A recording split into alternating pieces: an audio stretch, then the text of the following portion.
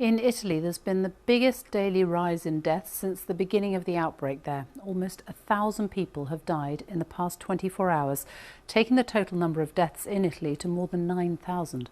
Well, Mark Lowen is in Rome for us tonight, and this huge increase is in a country that's been locked down now for more than 2 weeks.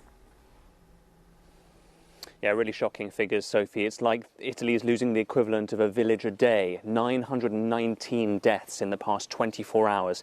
That's over 200 more than the previous one-day rise. In the northern region of Lombardy alone, 540 people have died there in the past day. You mentioned that lockdown that's been in place for over 2 weeks.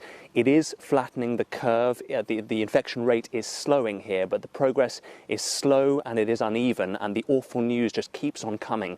46 doctors have now died here since the outbreak began.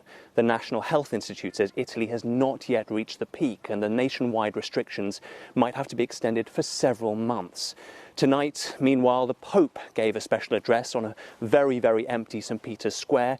He gave his Urbi et Orbi blessing to the city and the world, which he usually only gives at Christmas and Easter, so another sign of the historic times we're in.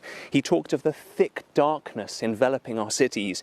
He said we find ourselves afraid and lost, and he said doctors, nurses and caregivers were exemplary companions on this journey. But in truth, Sophie, Italians are finding it hard at the moment to keep the faith. They are hoping, pleading, many of them are praying for that peak to come. Mark Lowen in Rome, thank you.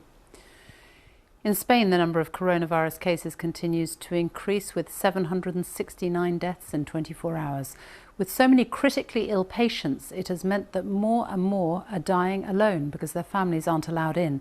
It's putting an enormous emotional strain on families and on medical staff, as our correspondent Damian Grammaticas reports from Madrid. From his bed, he waves, a moment of triumph in a Spanish hospital.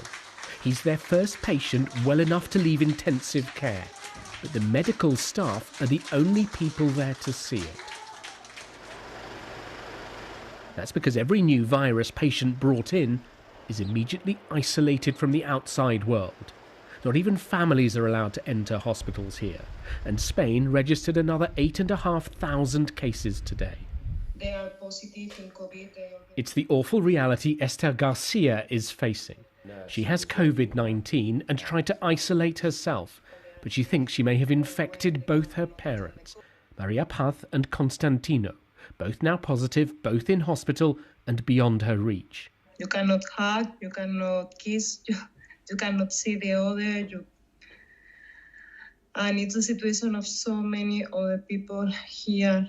Esther's parents are being treated here in this hospital. It's one of the cruelest aspects of this outbreak, the rigorous separation that has to be enforced between the sick and everyone else. It's so contagious. This is where her parents were admitted. Many hospitals are at double their capacity. Staff don't have time to answer phones or update families. It's what happens when a health service is swamped. Spain didn't bring in its lockdown quickly enough or test enough people to track the virus's progress. So now people are dying in Spain's hospitals, hundreds and hundreds every day, not surrounded by loved ones, but isolated and alone. It's a very isolated illness. People get sick alone, and they die alone, and they are buried alone, and you cannot do anything, you cannot be with them. Esther has found a way to reach her parents. A nurse has got a phone in. Her father is improving, but her mother's condition is serious. And night and day, as the virus advances, more families are being separated. Sylvia, who works in one of the hospitals worst affected, posted this notice this week saying she'll pass messages to those inside. These are the ones she's delivering tonight. The family tell me that I say, I love you so much, I'm here with you, we can't see you, but I'm here, something like this. Sylvia is a nurse assistant, just 24 years old, delivering comfort to the dying. Spain's medics now shouldering the emotional burden of this crisis too. Damian Grammaticas, BBC News, Madrid. In France, the lockdown has been extended for another 2 weeks until the middle of April, with a warning it could be extended further than that. Almost 2,000 people have died there now, including a 16-year-old girl whose death this week has shaken many people in France. President Trump has signed into law a $2 trillion emergency spending package to relieve the impact of the coronavirus on the US economy.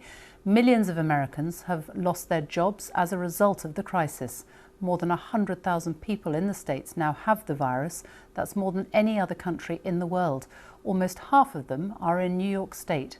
From there, here's Nick Bryant. New York, New York, the worst infected city in what's now the worst infected country. There was always the sense that this planetary pandemic would end up ravaging this global hub. And while there's a deceptive calm on its now quiet streets, behind the doors of its inundated hospitals, the crisis is getting worse. Emergency calls have hit their highest levels since the attacks of September the 11th. Hospital staff are describing a tsunami of patients flooding their emergency rooms. We're thought to be 3 weeks away from the peak here, and already they're exhausted. It's been like a war zone, a medical war zone. I'm working with limited resources, with the constant disparities and pain and suffering that we see, not only with those who are afflicted with the coronavirus, but also those who are coming in for trauma. And so it is very physically and mentally exhausting.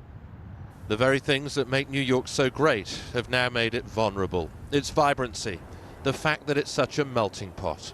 We're so dense, we're so together, which is what makes us special, gives us that New York energy, gives us that New York mojo. It also, that density becomes the enemy in a situation like this. In Midtown Manhattan, something we haven't seen since 9/11. Refrigerated trucks ready to store the corpses of the dead. Each one is capable of holding up to 44 bodies. And these workmen were constructing a makeshift morgue. America is paying the price for not being prepared, for not taking the coronavirus seriously enough when it was ripping through China, for not ramping up testing quickly enough when it first came to these shores, for losing precious time. Like the rest of the world, America is not just facing a public health crisis, but an economic emergency. Category 5 style devastation to the businesses forced to shutter their doors. At least Congress has now passed a $2 trillion stimulus package, a lifeline to an economy that this week saw its biggest unemployment spike in history. I've never signed anything with a T on it. I don't know if I can handle this one, Mitch. This bipartisan legislation was signed into law tonight by America's billionaire president. Republican lawmakers at his side, but the Democrats cold-shouldered. Election year, political distancing. And then one day we get hit with this thing that nobody ever heard of before. Nobody ever even heard of before. And now we're fighting a different battle. But I really think in a fairly short period of time, because of what they've done and what everyone's done, I really think we're going to be stronger than ever.